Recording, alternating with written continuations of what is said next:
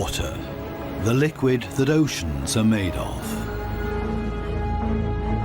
And it fills endless depths.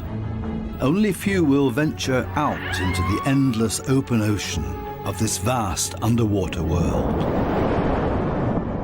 Most of the ocean inhabitants live in the city, as it were, like human societies. Very close together, with friendly neighbors and nasty co-tenants. While dangerous robbers lurk around at the edge of town.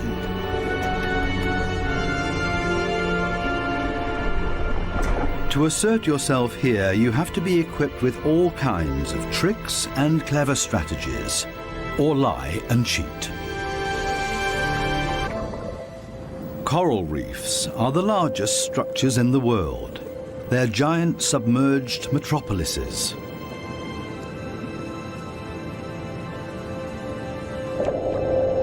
Millions of different inhabitants live in these cities, a universe with coral palaces and soaring towers.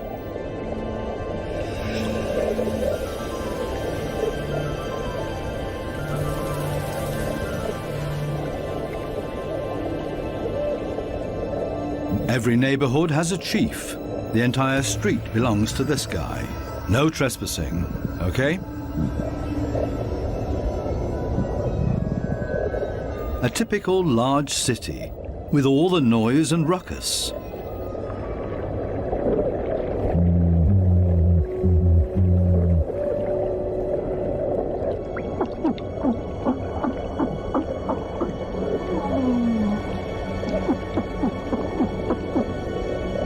Even this little porcupine fish bleats around. It creates this sound with its swim bladder. Two small harlequin shrimps are nibbling on this blue sea star.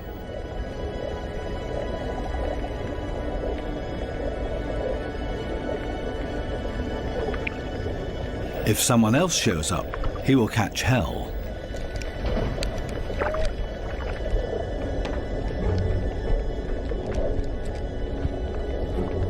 Another harlequin shrimp busy pulling a bite out of a sea star.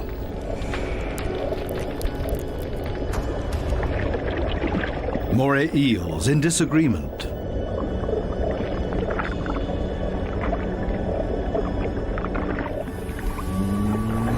A scorpion fish shuffles across the ocean floor.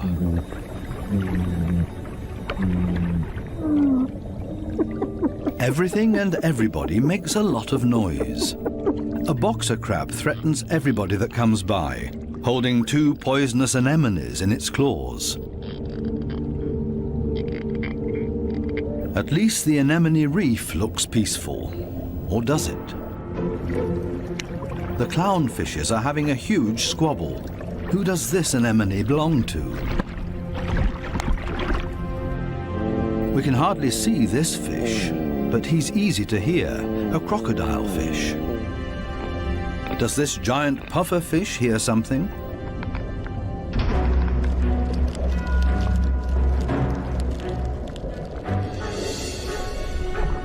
It's a ray that's getting away.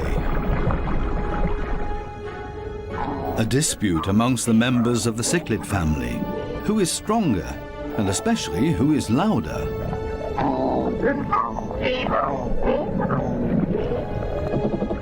Two Walkman fish are noisily trying to woo a female.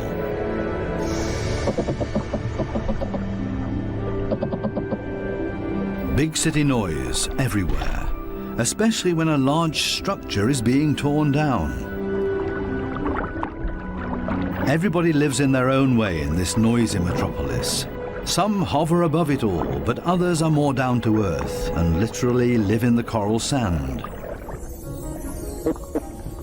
These goat fishes, for example, they plow through the ocean floor and catch smaller animals between their teeth. They use their barbels like a dowser. With them, they can detect even the weakest electric fields that point them towards small prey.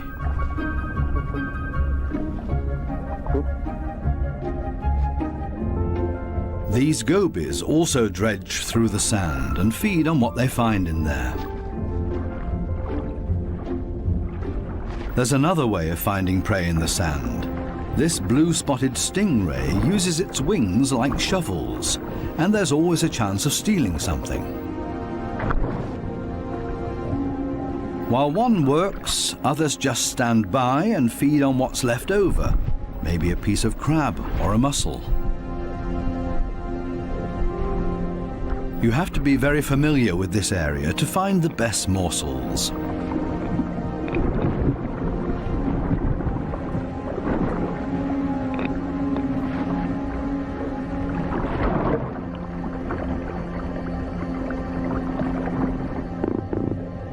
This triggerfish uses a strong stream of water. The fish blows away the sand to unearth whatever is hidden inside it. Others are quick to steal whatever they can.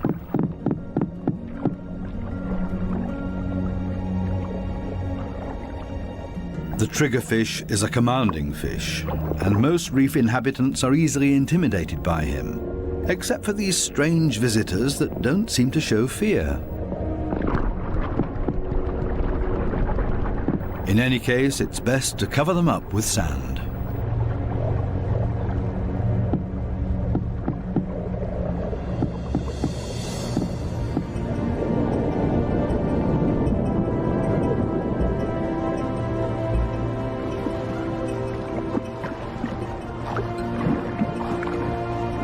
It's not easy for a small fish in a big city. There's always somebody with bad intentions, and you have to be extra careful not to get swallowed, like these moon wrasses, for example. So it's always safer for the smallest among the reef inhabitants to show up in schools.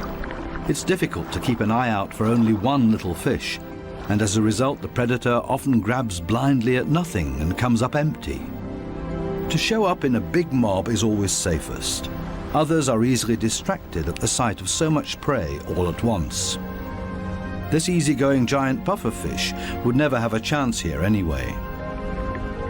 Being part of a school of fish is always the best protection from predators. The slow ones are being ignored. No danger here.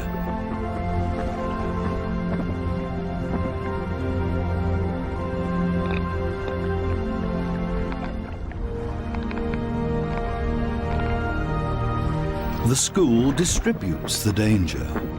If there are 1,000 fishes, any of them can be the target, and 999 are going to be just fine.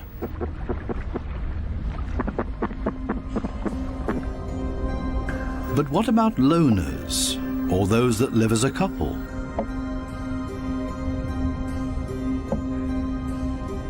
Seahorses, for example, camouflage themselves to look like the coral branches they're holding on to.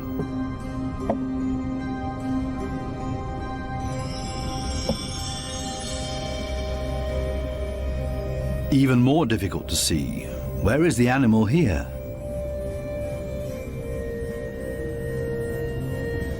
Only the eye betrays this trumpet fish's camouflage.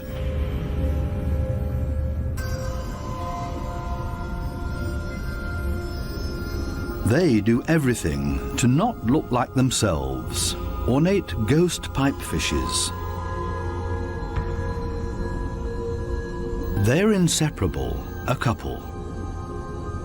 The female is already carrying eggs in her extended belly.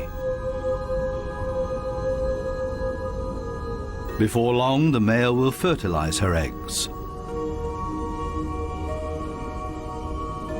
They are still regular fishes, despite their unique costume. This one looks like torn-off seagrass. The spiny waspfish rocks back and forth in the current.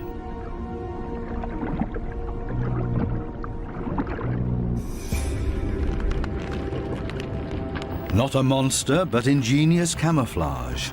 A spider crab that's decorated its head with a sponge. This will deter any predator.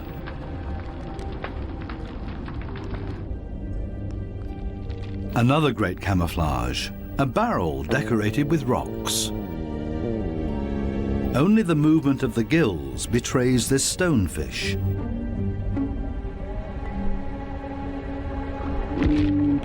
Even a smack with a fin doesn't bother him. The fish knows it will not hurt him. It only shoves him a little further to the side.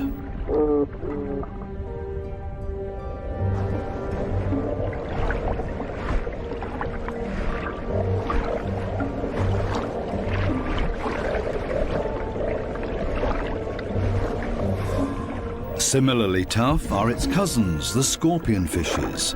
They lie there as if dead, especially when others around them freak out. And even when moray eels fight with lionfishes for food.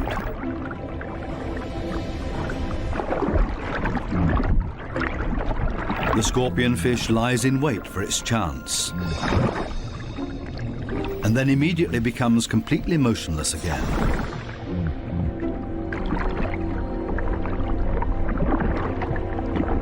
The only difference is that it raises its dorsal fins with the poisonous barbs inside, is completely still but now also armed. This large anglerfish virtually blends into the background tangle of algae and leaves. Right now, the anglerfish is on high alert. It ejects a large cloud in order to throw off predators. It's not the time to feed or catch anything. Its angling rod is lying flat on the fish's back. The white tip at the end of the rod is used to lure prey. The anglerfish feels threatened by something. Finally, it gives up its camouflage and moves further over, using its fins to float. As soon as the fish retracts the fins, it sinks to the ocean floor. Anglerfishes come in all kinds of shapes and sizes. Their trick is ingenious, using the angling rod as a lure. And every curious little fish becomes dinner. Many animals, including ocean inhabitants, communicate with a mixture of sounds and behavior. Everybody has to look out for their own survival in this metropolis of ocean inhabitants. But it seems maybe not quite everybody does it by themselves. The partner goby has come to an agreement with two pistol shrimps. The goby keeps an eye on things while the shrimps keep maintaining their hole.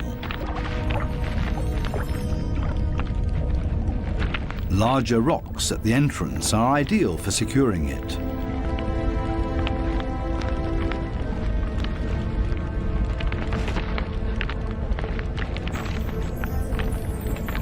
They're an experienced team.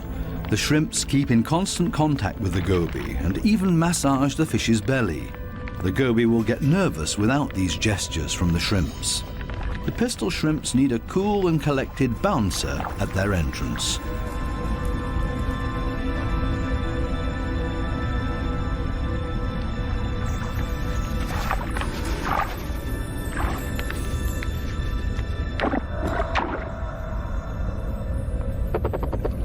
Teamwork. This is where the anemones settle with their poisonous tentacles. Whoever gets caught by those will pay for it dearly or lose their life.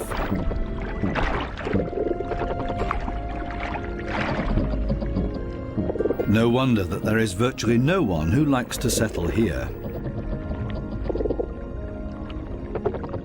The little clownfishes are the only ones that know how to deal with these tentacles.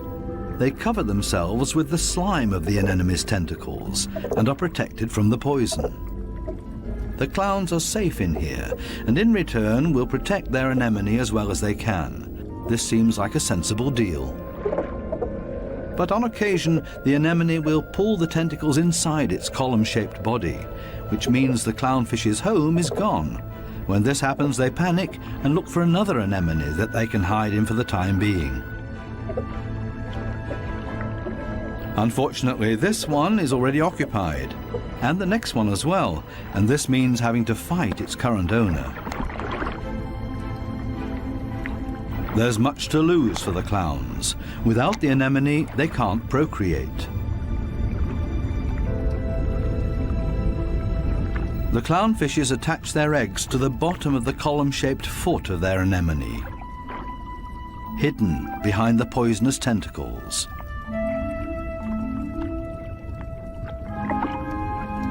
Both male and female tend to the eggs.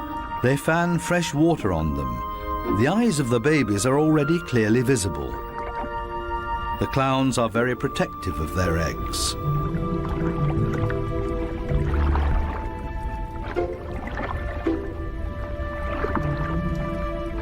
It takes the two of them to protect their offspring, and only in conjunction with the anemone. Everybody in the reef has to take special care of their young. If they don't, it means their species will simply die out. So it's not surprising that everybody gives it their best effort.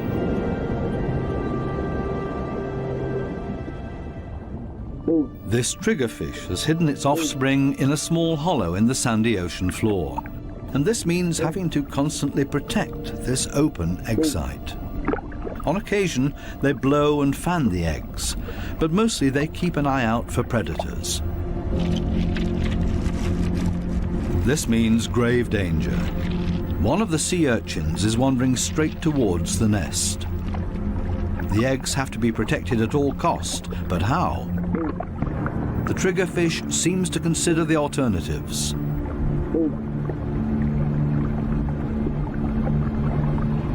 But then it blows and then rams the sea urchin.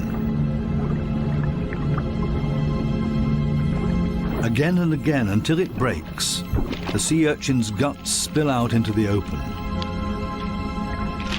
A few more hits for good measure. The danger has been averted. Everything else is easy.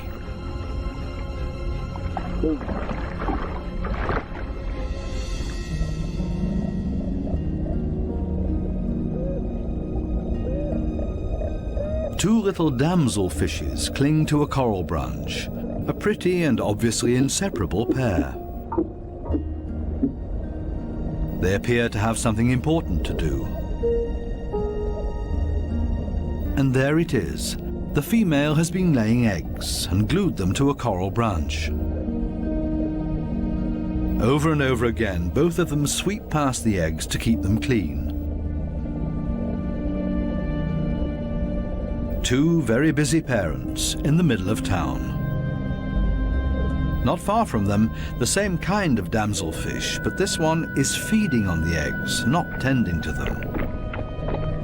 This damselfish's priorities have changed. Its partner is gone, and it's impossible to bring the eggs through by itself, so it feeds on its own eggs to at least recycle the nutrients.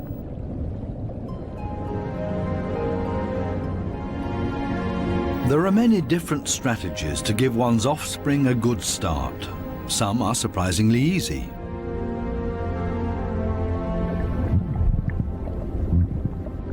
The mass mating of the black sea breams. The males are so generous with their sperm that often a cloud of it will engulf the entire wedding party.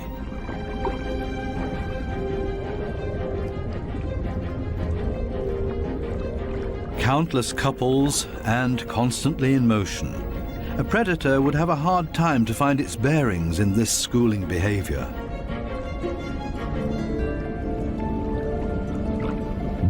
The fish's instincts cause them to mass mate in order to ensure the survival of their species.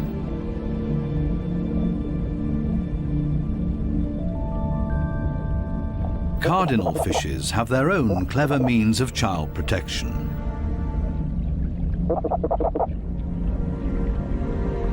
It's not time yet. The couple are still flirting and courting with each other, going around and around.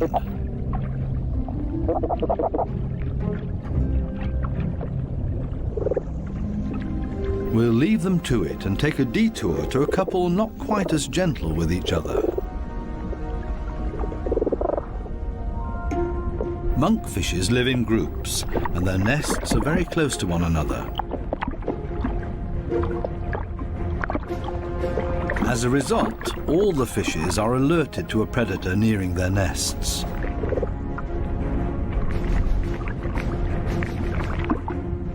Hermit crabs love to feast on the eggs of the monkfishes, so the protective parents are all getting nervous.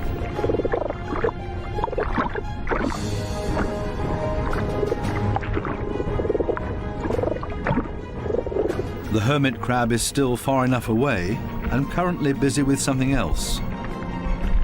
The hermit crab's best defense is its house that it carries around for protection. The patience of the monkfishes is wearing thin.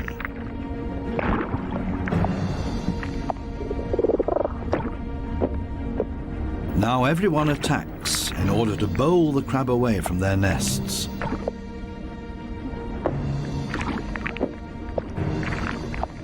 They're clearly telling this hermit crab to take a hike, but they should have stayed with their offspring because there's new danger approaching.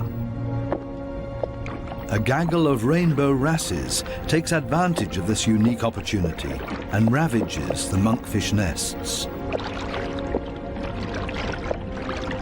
The predators are quick, brutal, and in the majority.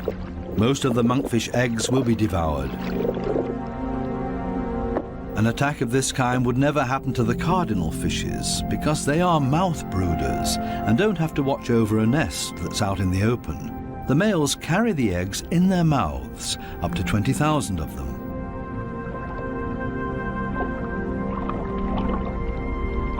A mobile nursery. They're safe here in their father's mouth, unless, of course, he gets eaten.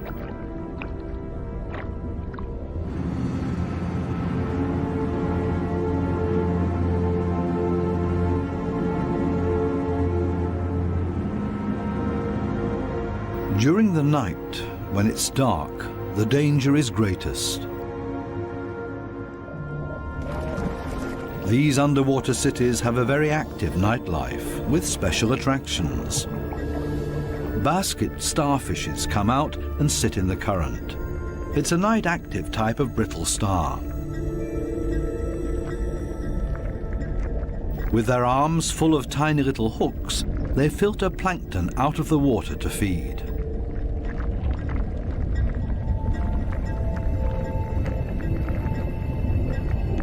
A very elegant feather star. It's on the move to find a better spot to filter plankton.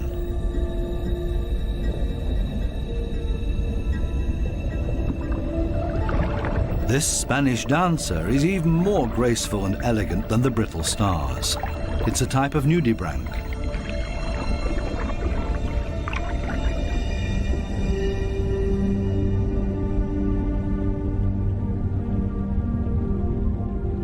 The giant pufferfish is relaxed and spends the night dozing off on the sandy bottom. Others prefer the safety of their quiet bedroom, a surgeonfish. Everybody settles in for the night as comfortably as possible. The parrotfish tucks itself away in its mucus cocoon for protection against predators. Everybody's sleeping arrangements are different. The poor triggerfish has to stand guard by its nest all night long. There's no time to rest.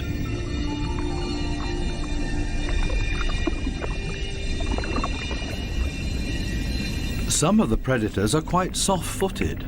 A cone snail has spotted a small fish.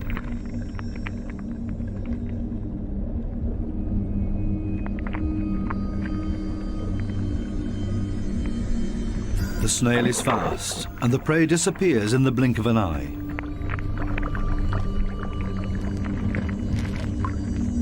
The night is still young, and still full of danger and terror.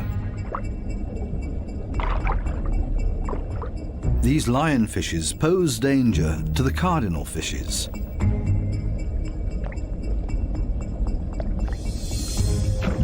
Lionfishes suck in their prey.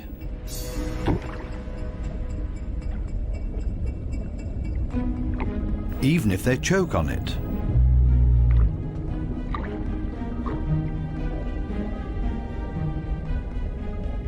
They're hanging around waiting for their chance.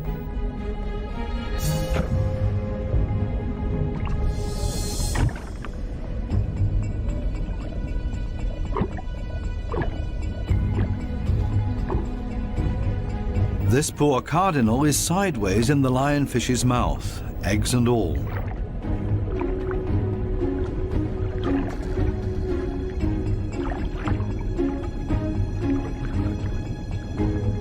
Lionfishes aren't the most elegant predators, with all their attachments and frayed fins. But this is all part of their camouflage. They're harder to see and blend into the background. Outside the reef, the lionfishes hunt as a school. They drive their prey towards one another with their fanned-out fins.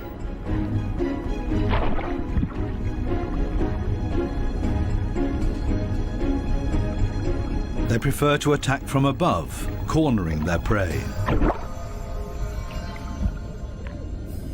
This is not a different location, just different light. These special blue lights totally change the appearance of the reef.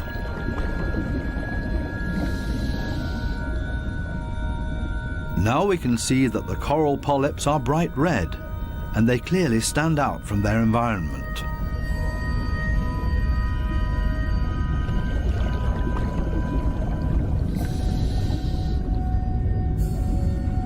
A new and fascinating perspective on the communication of many ocean inhabitants. And suddenly an eruption of sorts.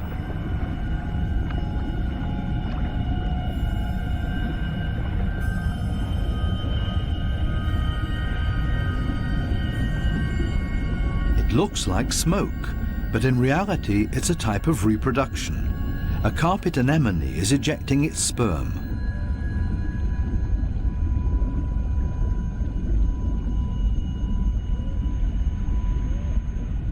In the blue light, it looks like a dramatic eruption.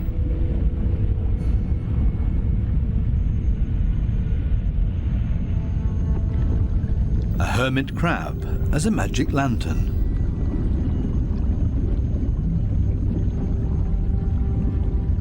The blue light brings out these colors.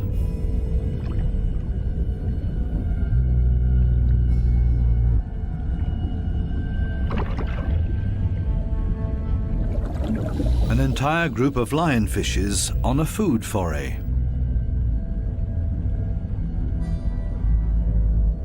The animals don't seem to know any fear. It seems that they're well aware of the poison they carry in their back spines. They even use the light of our dive torches to their advantage. There's no nightly rest to be had here.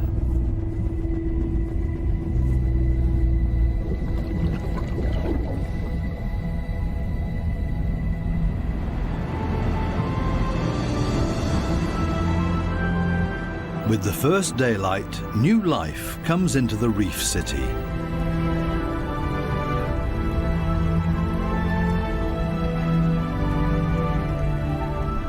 They all seem to start going again, ponderously with armored fins.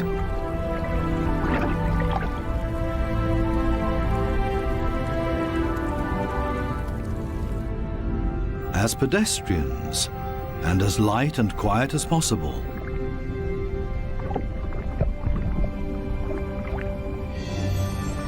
Mother and daughter, elegant and synchronous.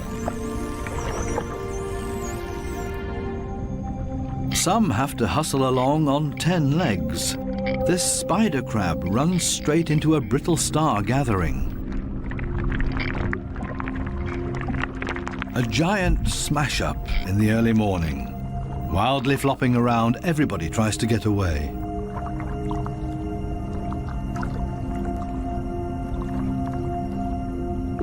As in every city, there are also shopping opportunities here.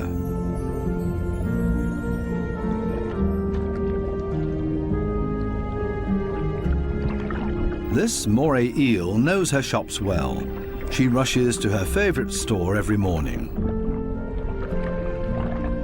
The same with this blue-spotted ray. But they haven't opened yet. It leans on one fin as if to say, it's waiting.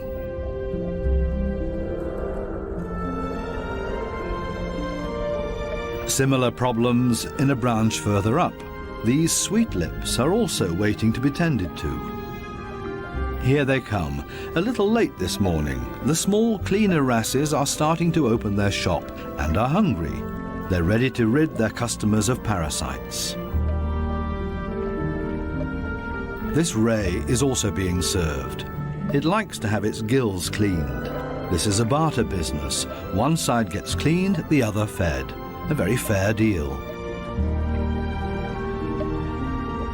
Clownfishes seem to be excluded from this business because they can't leave their anemone.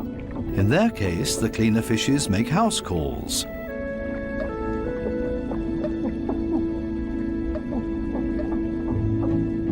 This snake eel is also otherwise engaged, and the cleaner shrimps are also making house calls for him. Finally, it's the moray's turn. It has a lot of nutritious freeloaders on its skin and in its gills.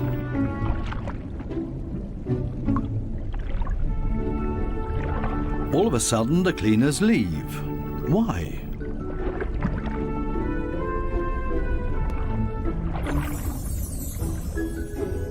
This Titan triggerfish is no better off. The treatment has stopped before he was finished.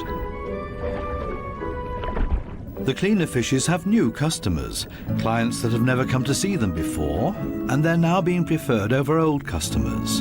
The point is that these new clients will like the service here so much that they will come back again. The regular customers have to be patient and wait until the new clients are finished.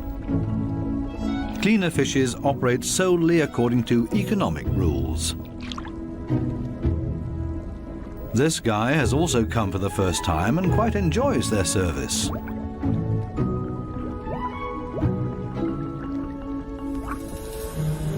Sometimes it's too much of a good thing, though. This small black-spotted puffer just wants to look around and is not asking for a cleaning at this time. It swims away quickly and clearly annoyed. It's time to go back to the regular customers before they get impatient and leave for good.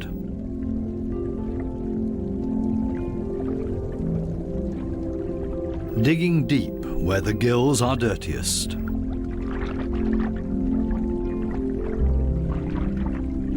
One last time through the mouth, and it's as good as new, and the teeth squeaky clean. Now this male moray can start looking for a suitable female. She is clearly not interested in male visitors. This next dugout also does not look encouraging.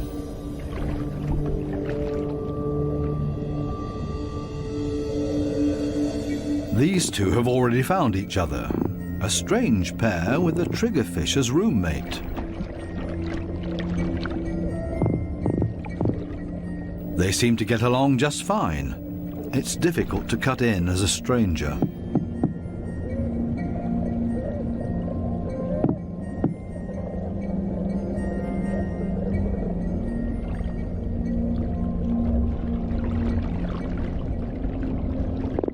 It would also be well advised to stay away from this giant triggerfish.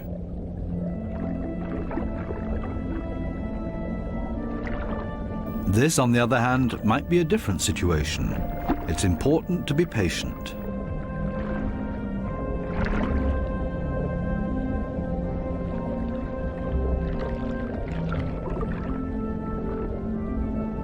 This female moray does not seem to be too reluctant. She's showing her teeth, which is not a sign of aggression, quite the opposite. She finally agrees to a date.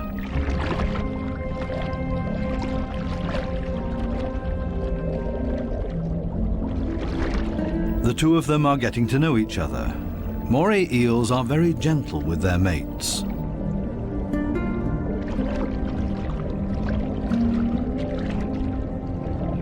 And they're good for another surprise, as partners of a phenomenal hunting party.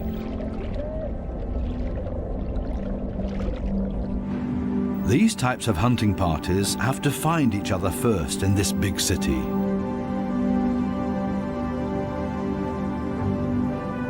The right place for the moray and her partner.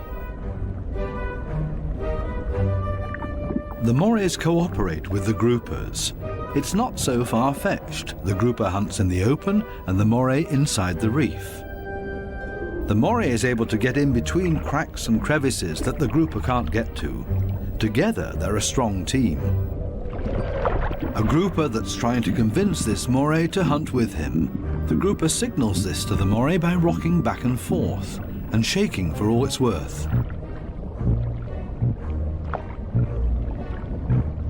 All for nothing. This moray doesn't understand and stays in its cave.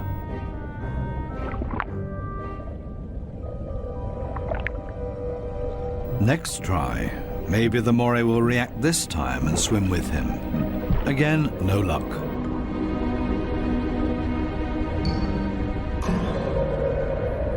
Finally, this moray seems to understand the grouper and is hungry. The grouper tilts its head and the moray accepts his invitation. Together they swim through the reef.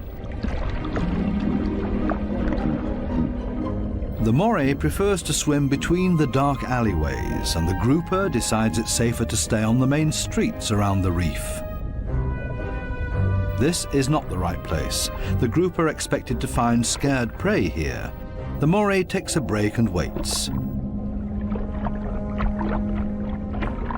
It's not going to happen this way. Again, another invitation to go. They continue through the reef to another coral head. Also nothing for them here either. The moray is getting ambitious as well now and initiates a hunt on her own.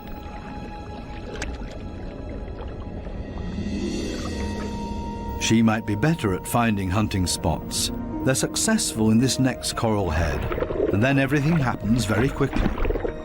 The fishes are panicked, and both hunters are able to profit from that.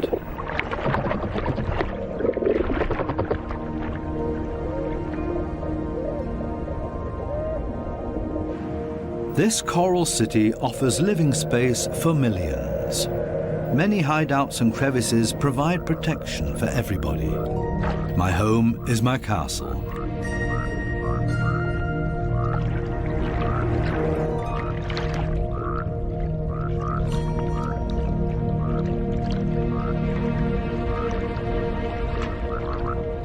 While some escape between sharp corals, others curl up in a ball.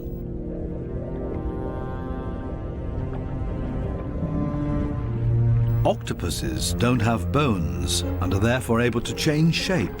Their homes are usually very tight and space-saving.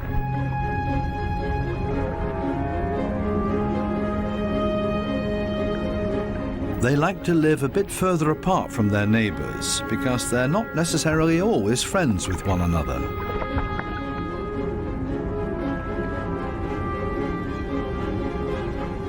It might be best to put up a wall of stones between them.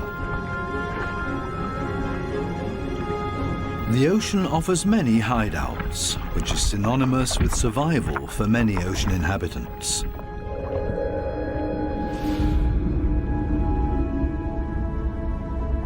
There can also be hideouts that nature never intended to be there. Such as this giant wreck, 240 feet deep.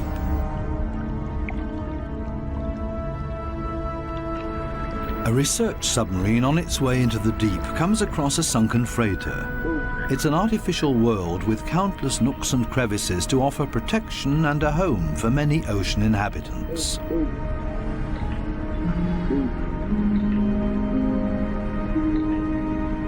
The wreck has long been overgrown with all kinds of sea life.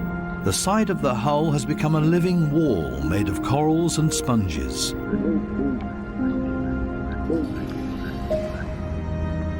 Sunfishes, with their odd form of movement, patrol this area. They're looking for jellyfish.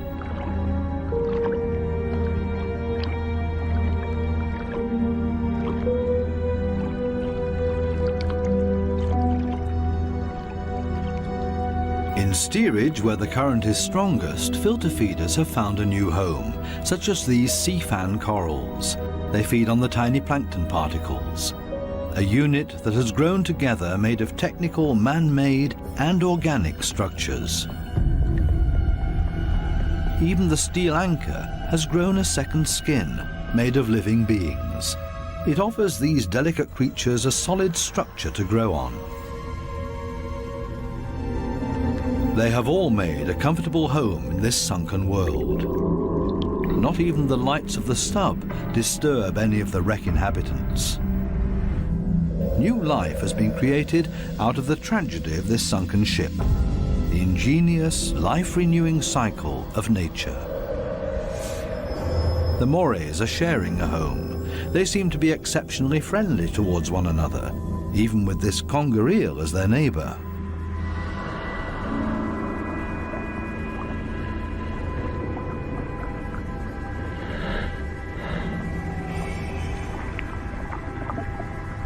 Even the octopus remains unharmed by the Morays.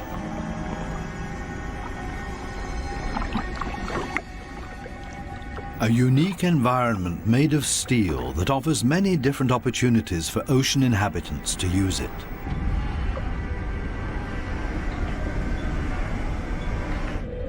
Even this fishing net offers a conger eel a place to hide. The original destination of the sub is located a bit deeper, a picturesque underwater city full of ancient amphora architecture.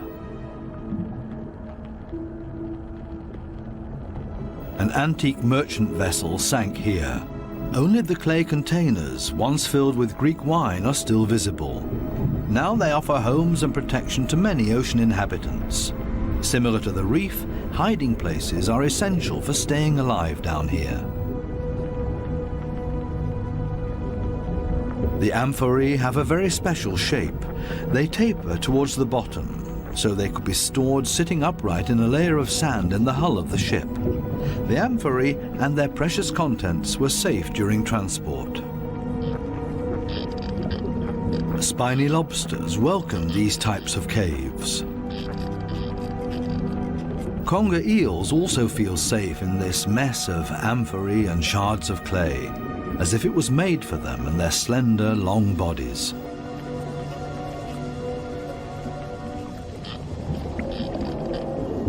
The city of amphorae on the ocean floor provides countless opportunities to observe, disappear, and be unseen.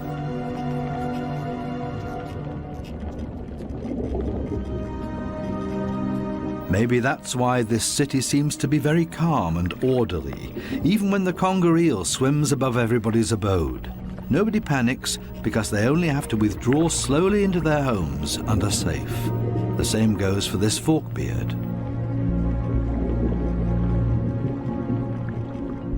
The conger eel's only chance to make prey down here is to hide himself and ambush somebody. The sunfishes also don't have much luck feeding here, for the same reasons as the conger eel. On the other side of the globe, the Spencer Gulf in southern Australia. Every year, hundreds of giant cuttlefishes meet up to mate. The rocky seabed offers great holes and caves to hide the eggs.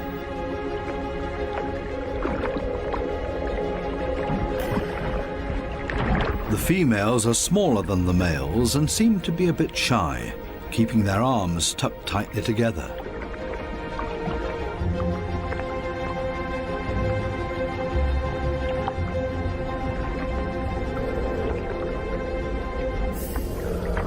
The males, on the other hand, present every bit of themselves openly to impress the females, but also other males that are potential rivals. When the going gets tough, it's always a good idea to hide behind the safety of a cloud of ink.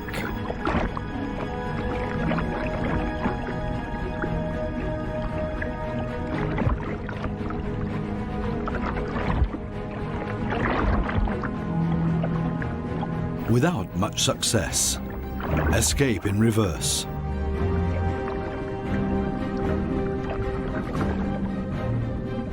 Only the strongest of them have a chance with the females. He's a winner and courts his female by changing his color to interesting stripes. She has agreed to mate with him, and they hug tightly. He deposits his sperm package into her mantle opening. Immediately afterwards, she withdraws into one of the caves on the ocean floor in order to avoid courtship from other males, a clear signal. The male is protecting his female from other rivals.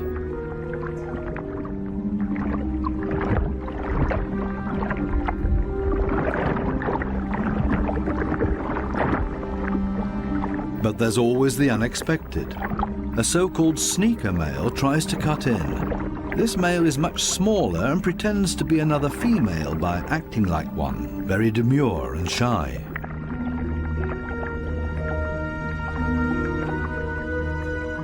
All seems to be fine in the den. He's busy chasing away other rivals from this new supposed female. Especially now that there are 2 females under his protection. It can't hurt.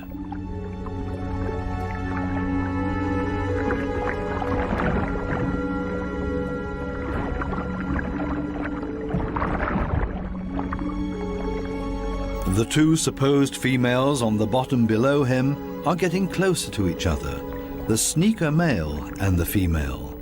They mate in secret, under the protection of the strong male. As soon as the sneaker male is found out, it gets dangerous for him, but he has achieved what he came for and mated with this female. The beatings are nothing compared to the glory of his success. Intelligent strategies and tricks are essential for survival underwater and part of everyday life. A final dive into the magical world of sharks. This spot on a sandbank close to the Bahama Islands has great attraction for these lemon sharks. They come here by the hundreds, and nobody exactly knows why.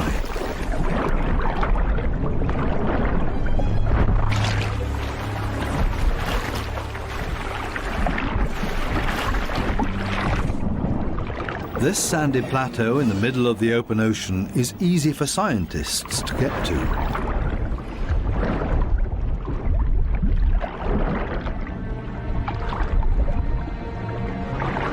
This experiment will show how sharks react to their own reflection. The metal mirror stands upright on the seabed. The animals that swim towards it will see their own reflection coming closer. How will these lemon sharks react? Now the researchers have to have strong nerves. Things stay surprisingly calm. The foreign object is almost ignored, as if it had been there forever. The sharks either swim past it or underneath it.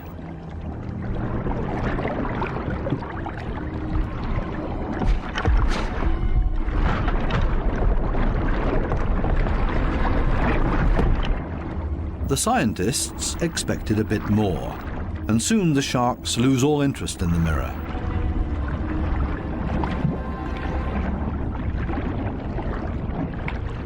Some sharks even calmly drop to the seabed to rest.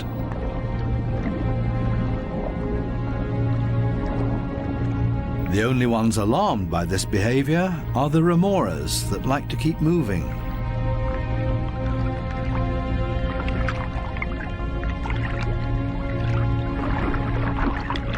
They let go of their shark and see if they can't hitch a ride with a more active individual. Shark hopping. This one isn't a good choice either, so they continue to yet another one.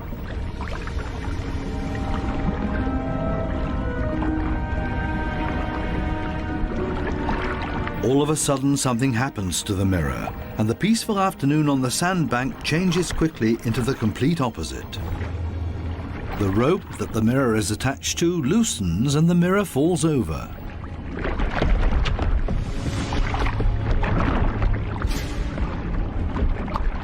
Suddenly, and seemingly out of nowhere, several sharks rush to the mirror and show great interest in it.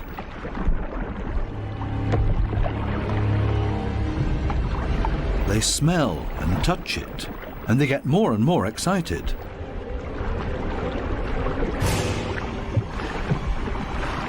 What happened all of a sudden? None of the scientists have any idea how to explain this change in behavior.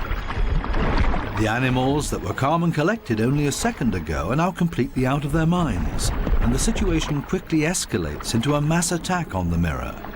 Do they mistake their own reflection for an opponent? It's time for the divers to leave because it's not safe anymore. The communication of the ocean inhabitants continues to offer new and exciting insights, though we will probably never fully understand them.